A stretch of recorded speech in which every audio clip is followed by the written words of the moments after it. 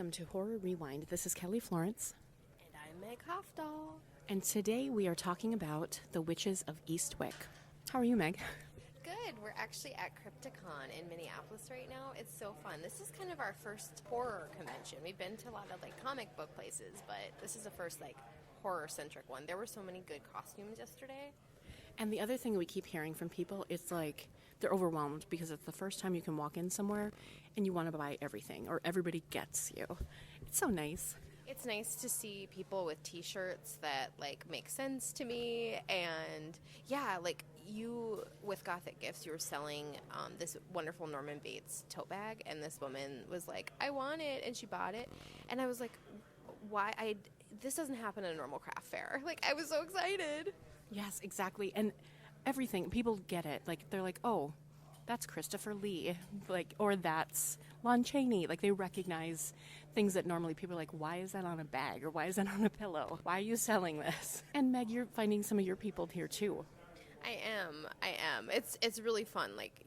These are our people, so it's really cool. And I encourage everyone to go out and go to horror conventions because and I know some of our listeners might have sort of anxiety going to places where there's a ton of people and stuff like that. But I don't know, everybody seems so sweet and nice and just want to talk about horror. It's great.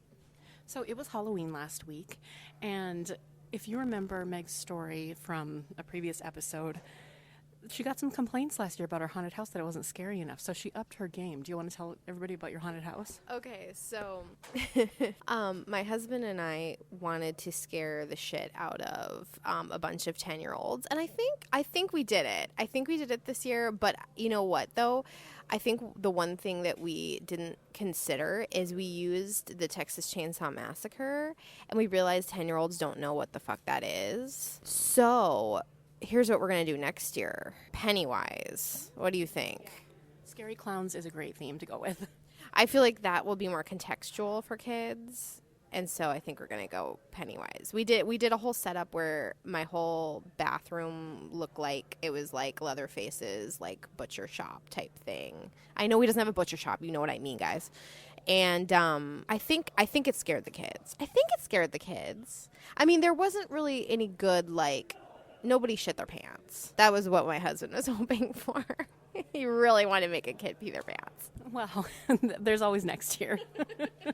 Here's hoping.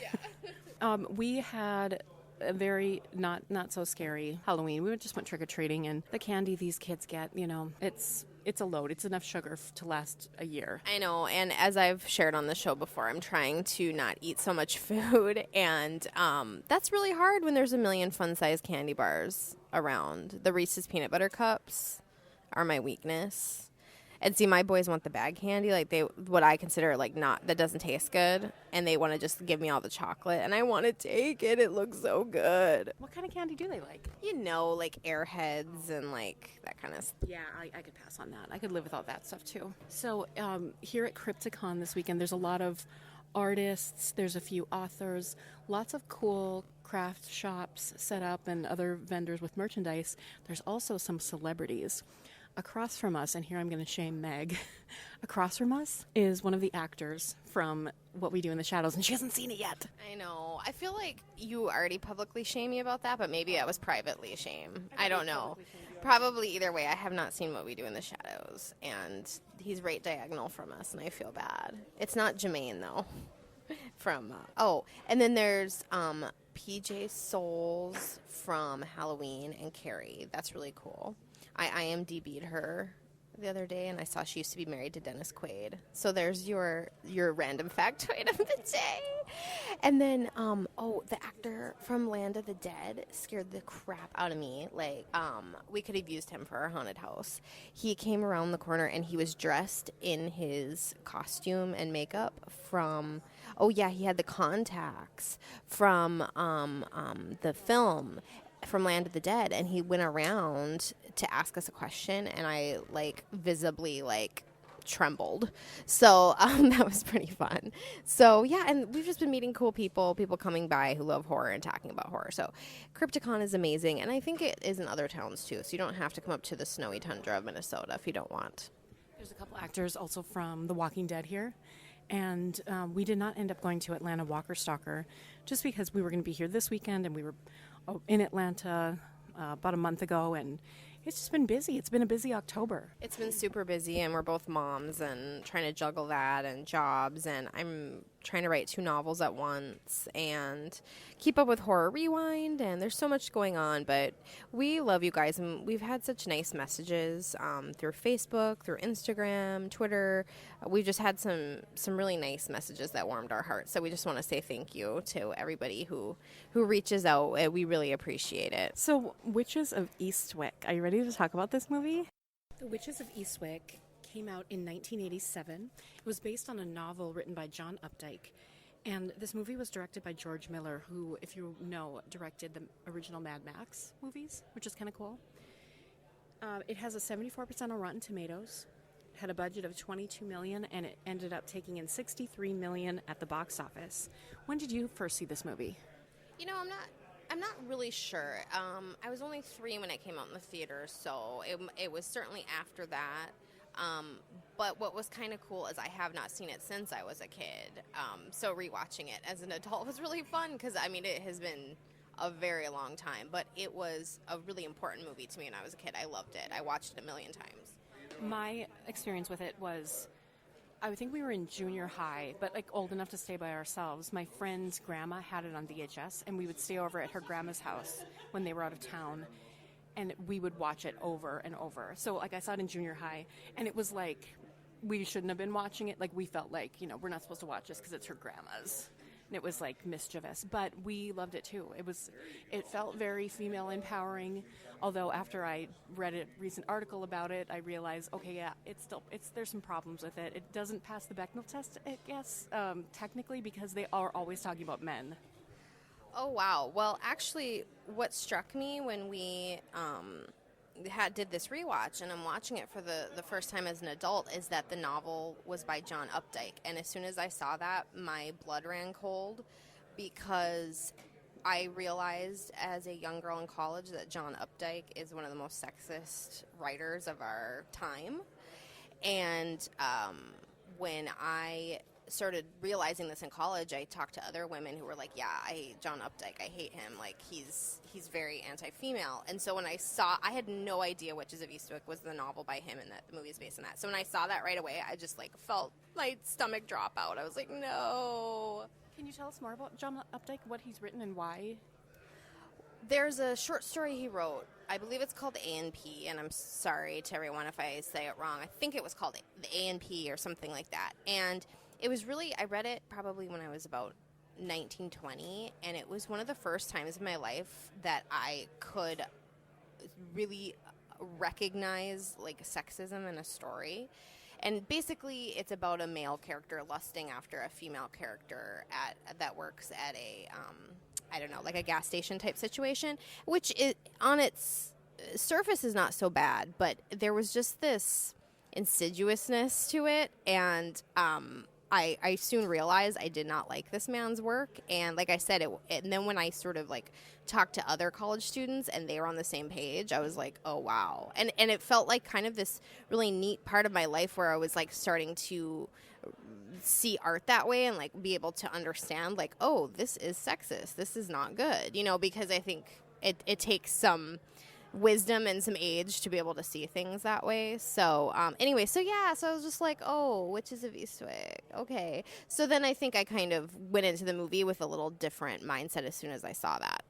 Oh, that's interesting. I didn't know. And we rewatched it together, so way to hide those feelings. Get a poker face during it. We rewatched this movie, and it's like this visceral, it's like kinesthetic memory. I know that doesn't make any sense, but like I could feel in my body the things that I felt when that music played, John Williams' score, by the way, and these parts, and I'm like, oh my God, I love this movie so much. And now realizing it's problematic, I'm like, oh. That's okay, though, and I think it's completely fine to like things that are problematic, especially when we have those like child memories. I agree. When I was seeing certain scenes, and you guys know I have talked about, I just have this thing about Jack Nicholson. I love him so much, and he's probably problematic too. But there's something about seeing something as a child. It's just like a smell or a recipe your mom makes or something that brings you back. And movies do that. I mean, that's what this whole podcast really is about. And I think it's completely okay to embrace that and be like, wow, I remember being 12 and watching this and what my life was like then. And I was there with you. I definitely had those childhood memories. Even though these three women apparently only talk about men the whole time, I still love them. There are three women. They get along in the beginning, at least, until they start fighting over Daryl. They get together for drinks. They talk about their problems. Yes, their problems involve men, but Cher is brilliant. I love her. I think Moonstruck is one of my favorite movies of all time. I love Moonstruck. There's my guilty pleasure. I don't know. Do you like that movie or? I fucking love Moonstruck. And I love anything that Cher's in. I love Mask. I love everything that she's been in. Mermaid. I mean, she's brilliant. Can she please be in more movies? I love her. And also, she's like stunningly gorgeous and like talented and can sing. And okay, I could go on and on about Cher. Oh, yes. She's got a great Twitter account. She's not afraid to speak her mind, that Cher. You know, yeah, at the beginning of the movie, it's kind of great because the setup, obviously you kind of get the supernatural feel, but then there's this setup of these three women that are all single and they've all gone through life. You know, we're not watching a movie about 20-year-olds. This movie is about women like, even Michelle Pfeiffer, who's the youngest, she has like, what, 5 kids or something? So all these women have these pasts and they're coming together as friends, and kind of the first really major scene is them having this friend party, and it's like, yay. It sort of starts out with that Thelma and Louise feel. It just, it doesn't end there, but it felt good at that moment. I love Cher. I love Michelle Pfeiffer, and she was a great Catwoman, and probably my favorite Catwoman. Maybe I'm being controversial. I don't know. I mean, are there any other good Catwomen? I mean, there's Anne Hathaway and then Halle Berry. Yeah, I think you could say Michelle Pfeiffer. Okay. I'm going to be problematic this entire episode. No, or controversial.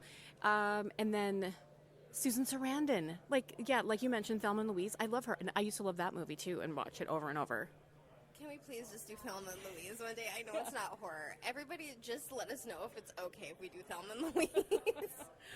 Oh, I love that movie. Okay, so I love all these actresses. I love the setup. And apparently in the novel, they were already witches in a coven. That then the story continued. But in this movie, they sort of discover witchcraft.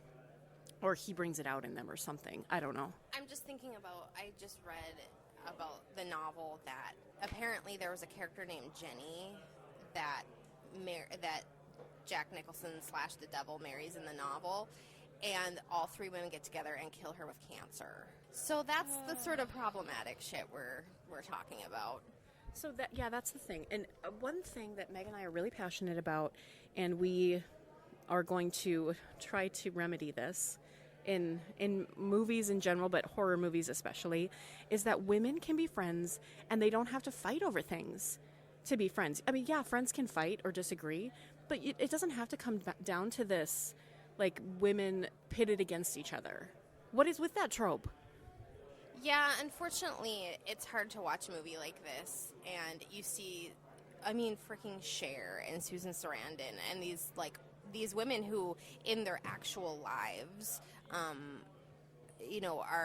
big proponents of so many things that we care about, and we do have to like realize this was 1987 and things have changed, but yeah, I'm really sick of like. Anytime there's a female friendship in a movie or a TV show, like, I mean, the movie Bride Wars exists, you know? Yeah, that's sad. Not all women fight over men. I'll put a little asterisk here and say Meg and I would fight over Chris Pratt. No, we wouldn't fight over him. We'd share him. Exactly. There's enough of him to share. I'll take him Monday, Wednesday, every other Saturday. See, it's fine. We've worked it out. That's the major issue in our lives. Chris Pratt, call us. He's single now, so, it can happen. Oh, boy. So, okay, can I talk about my favorite scene? I'm just going to jump right to my favorite scene. My favorite scene, but, it's anti-woman, but this actress is brilliant. The scene with the woman like throwing up the cherry pits is my favorite scene ever. It's definitely the most memorable. Like, it's the one that sticks in my head the most, where I was like, I remember that part. It's so gross and great, and her performance, Veronica Cartwright, she's been in the X-Files and lots of things, but her performance in that movie is amazing. And that's the thing that I think makes this movie so great, are the performances. Jack Nicholson is hysterical, and she's wonderful. And yeah, that scene, it's just violent and gross and wonderful and sort of funny at the same time. It's great. It's kind of dark humor. And then when they're in the church, and I think she's on crutches by this point, and she's like starts throwing up again, or I don't know what happens, but it's pretty hilarious. And then, of course, I mean, even though there's some problems with it, I love the whole female empowerment feeling, even if John Updike didn't intend it to be, that they realize they don't need Daryl or the devil in their lives, and they can get back at him and fight back. Yeah, so in the end, they do exact their revenge, and I think that makes it better, and it's fun to watch. And some of the nice 80s, I don't know, special effects, I guess you want to say. Oh my god, at the end, holy crap. Yeah, no, they definitely work together at the end, and they get what they need. What do you think of this whole idea of that they all have babies with him? I don't know. I mean, okay. I don't love that, though. Yeah, I mean, I guess they're cute babies, but what's the point? So, okay, so let's say, what's the point? What's the point of this movie? Like, what are they trying to say? The article I read that just came out talking about watching this movie post Weinstein Era, which, a footnote, I'm going to talk about something else in a moment about that. But they're saying, what is the point in this article? And it's, the book maybe didn't have a point, and this movie doesn't have a point. It's muddy. And even though maybe some people would see the point as female empowerment and they get what they want out of the end, is it what they want? I don't know. Did Sookie really want another kid? She had 5, and she seemed harried and not wanting that. Yeah, it's like, here were 3 women that all were looking for, like, love and a meaningful relationship, and none of them got it. They have it with each other, which I think is great. But yeah, I don't know. I don't know what it's all about. Do you think this movie constitutes as a horror movie? Maybe. I don't know. It's kind of horror-y.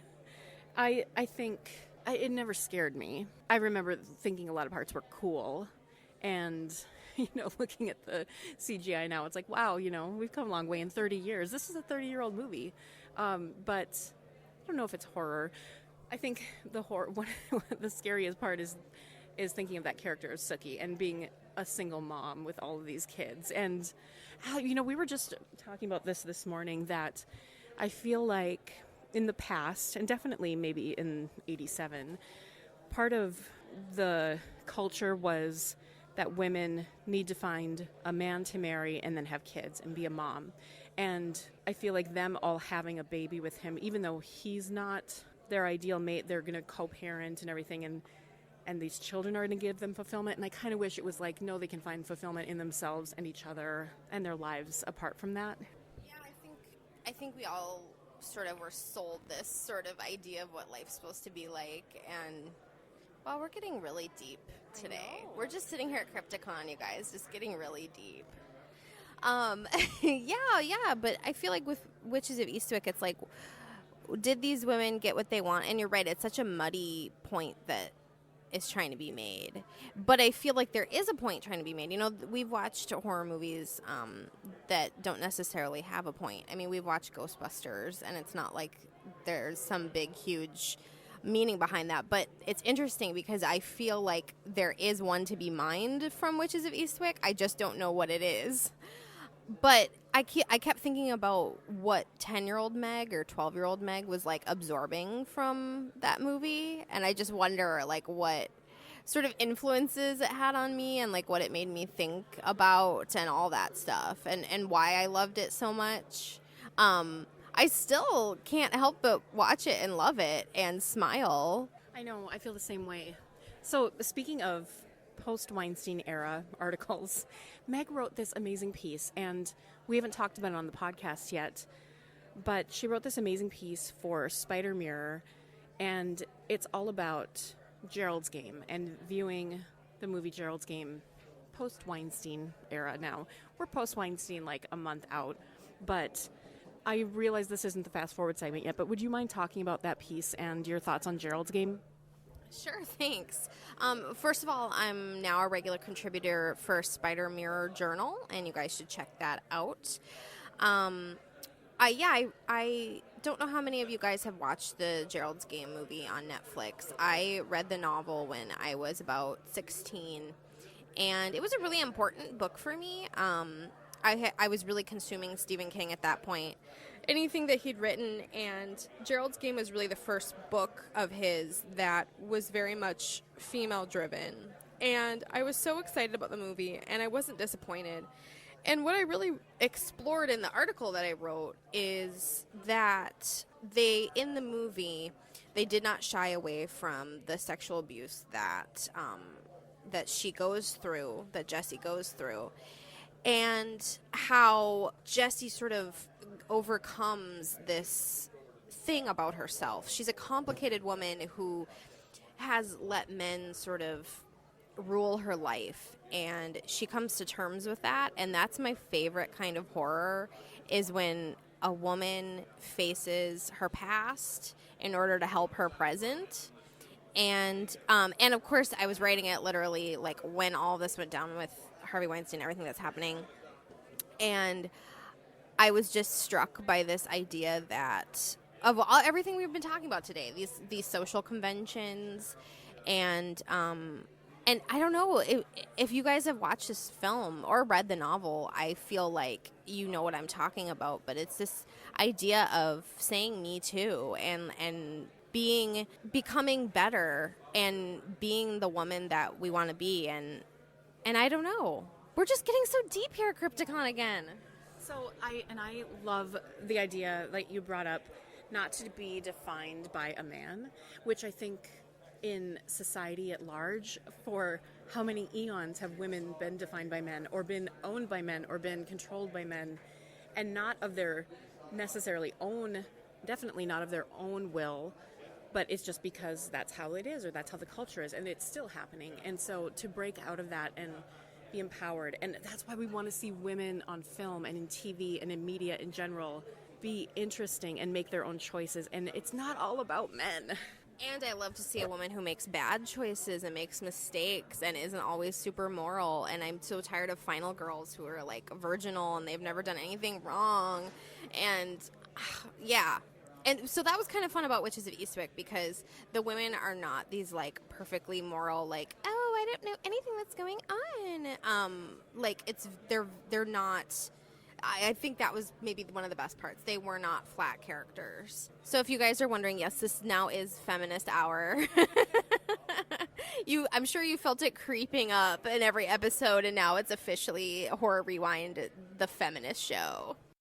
All right, I've got some fun facts about the Witches of Eastwick for you. Cher was originally offered the role of Jane, but preferred the part of Alex, the role that Susan Sarandon was hired to play. So they ended up switching parts. Isn't that strange? I always think that's fascinating. And then you try to like picture people in different roles. It's weird. So the town of Cohasset, Massachusetts was used for Eastwick. Massachusetts, of course, is also the location of Salem, where the famous witch trials of 1692 and 93 took place. Apparently there's a sequel to Witches of Eastwick called The Widows of Eastwick, and it came out in 2008. So Bill Murray was originally going to play the Jack Nicholson role of Daryl. What do you think about that? I mean, it fits in line with, you know, his Ghostbusters character, but Jack Nicholson forever. I can just picture me having a like red heart tattoo with Jack Nicholson forever on it. I think that should be your next tattoo. John Updike wrote the Widows of Eastwick. It was a sequel, and apparently, and that hasn't been made into a movie. And also, apparently, there's a Witches of Eastwick musical, and then there was a TV adaptation in 2009 called Eastwick, and Veronica Cartwright was in it. I think I tried watching that and then I just gave up or something. But yeah, actually that does it's coming back to my mind. I do remember that. Yeah. Okay, so remember I was talking about the short story A&P by John Updike. So this is what Wikipedia says the plot is. Sammy, a teenage clerk at an A&P grocery, is working the cash register on a hot summer day when three young women about his age enter barefoot and clad only in swimsuits. Although they are dressed for the beach, Sammy allows the girls to continue shopping while he praises them sexually. He imagines details about the girls based on their appearance alone. Impressions that, to his surprise, are shaken when the leader of the trio, a gorgeous, classy-looking beauty he has dubbed Queenie, speaks in a voice unlike that which he created in his mind. Oh, so did she have to be punished for that? Yeah, so that is the Wikipedia. So you can see as a 19-year-old or 20-year-old in college, I was like, no. Wow. That's definitely not okay. Hi horror friends, Lisa here, and today we are making a drink inspired by the Witches of Eastwick. We are going to make a drink today called the Rhode Island Red Witch. As this film is set in Rhode Island, let's make a drink about it. I found out a bartender in LA named Vincenzo Marianella made one called the Rhode Island Red. Thanks, buddy. I'm gonna borrow your recipe, horror rewind it up, and provide for you our cocktail today. Let's get going. What you're going to need: tequila, Cointreau again, lime juice, a half teaspoon of sugar, 7 cherries, fresh, frozen, whatever, 3 mint leaves, we love garnishing, as you know, and some ginger ale or ginger beer, whatever you happen to have around. I still happen to have some Vernors, so that's what we'll be using today. Finally, you're gonna need a muddler. Woo! We haven't done this in a while, friends. So this one even says horror rewind. You can have one too if you wanted. Check out the Etsy shop. Let's make a drink. We're going to start in our horror rewind tin. I'm going to take my 5 cherries. Thank you, Trader Joe's, for having frozen cherries when it is time for them not to be grown. Half teaspoon of sugar and half an ounce of lime juice. I'll go into the tin. And now we muddle and we muddle and we squish and we squish. And it's just as pretty as when all those cherries are puked up. Woo! Let's go ahead and take our pint glass full of ice. Go ahead, knock that in there. We're gonna grab our tequila and our Cointreau and our topper, super important. She's all just gonna go back in. We're not gonna strain. No, we're not. Oh, it's short, you're saying to yourself. I know. That's why we have the ginger beer or ginger ale or whatever you have around. You're gonna top that on there. Garnish, straw, because there's cherries in here. You probably don't want to drink this straight. Maybe you do. It'll be funny for your friends. A less aggressive margarita with cherry and lime. I love it on a hot October day in New York. Cheers, horror friends. Enjoy. It's time for our fast forward segment. Meg, what are you going to talk to us about today? All right, so, we have mentioned about 1,000,000 times that we went to the Women Horror Film Festival, and there's a movie I missed, I did not get to watch, called Unbearing. It's a short film, and Lisa got to see it, and she came out, and she was just like, oh my god, that was so good. So I knew the writer, the woman, Jennifer Trudrung, who stars and wrote it, and so I asked her if I could watch it, and I did, and it was amazing. Well, that's awesome. What is it about? So, it is about a babysitter, which I think is always a good horror movie start. And she comes to this house that she's never babysat before. And the parents are sort of typical, they're worried. This is the first time they're leaving their infant. And I don't want to say too much because it is a short movie, so it's like I don't want to get too into it. Enough, actually. Like it's already set up, and I can imagine the horror that could ensue. I'll just say you can hear the baby like sort of sleeping on the baby monitor. OMG. Okay, so for some reason, maybe because we've had baby monitors and we imagine the things that we could hear on them. Like, what if I heard this? That would creep me out. I don't know if that's what happens, but That's a great setup. I love it already. So what else has this writer done? Do you know? Well, she has you can check her out at jennifertrudrung.com, and also she has a production company called Night Frizz Productions. But yeah, you guys should check her out, and all I can say is this was a very it's written by a woman, it's starring women, so obviously I love that, and it was really scary. Unbearing, it's called. Check it out. It's making the circuits around the film festivals and all that, so it was really good, and I wrote a review for it for Spider Mirror Journal, so you guys could check that out too. Okay, that's awesome. I have been catching up on so many horror movies that you've recommended through my fast forwards, and now this is my time to shame you. Have you caught up on anything I've recommended? I probably have. Okay. I'm just kidding. You guys, I haven't even watched Stranger Things yet. No spoilers for Meg. I mean, I watched the first season. I mean, I haven't watched the second season. So, I mean, that shows you like where I'm at right now. No, you have a busy life, and writing, I was saying, it's NaNoWriMo right now because it's November, but Meg's life is NaNoWriMo. She's always writing at least that many words a day. So, to be challenged when you start writing this month, listeners, realize some people are writing like that all the time, right? So get off my back. Okay, she doesn't have time to watch shows. It's fine. Hey, let's rank things based on cherries or cherry pits. Yes, I like it. Okay, cherry pits. Yeah. Regurgitated cherry pit. Regurgitated cherry pits.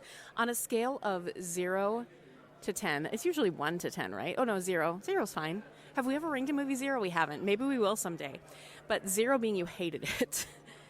10 being you loved it and it's a perfect movie. How many regurgitated cherry pits do you give Witches of Eastwick? 6.5. Oh, okay. I think junior high Kelly would have given it like an 8, but now rewatching it as an adult, I think it goes down to a 7.